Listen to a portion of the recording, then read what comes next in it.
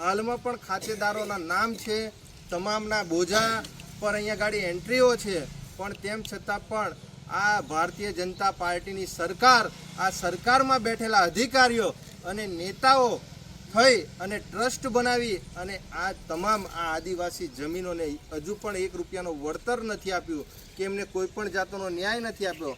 તેમ છતાં અહીંયા ગાડી કરોડો રૂપિયાના પ્રોજેક્ટો અહીંયા ગાડી બનાવવામાં આવી રહ્યા છે. આ સ્થાનિક લોકો પોતાની જમીનો પર જે આ બાંધકામ થઈ રહ્યું છે ગેરકાયદેસર, એ બાબતે રજૂઆતો કરે છે તો એમની પર ખોટા કેસો કરી દેવામાં આવે છે, ખોટી એફઆઈઆરો કરી દેવામાં આવે છે. અહીંયા ગાડી અમારી પાસે તમામ કાગળિયા છે. અહીંયા ગાડી જે ઉચ્ચ કક્ષાના જે અધિકારીઓને અમારી જોડે મિટિંગ કરો એમ કહીએ છીએ તો નીચલા અધિકારીઓ આવે છે, અમારા ગામના આગેવાન શ્રીઓને આજુબાજુ ગામના લોકોને બોલાવે છે, પણ અમારી જોડે યોગ્ય બેઠક કરતા નથી, અમારું કહેલું સાંભળતા નથી.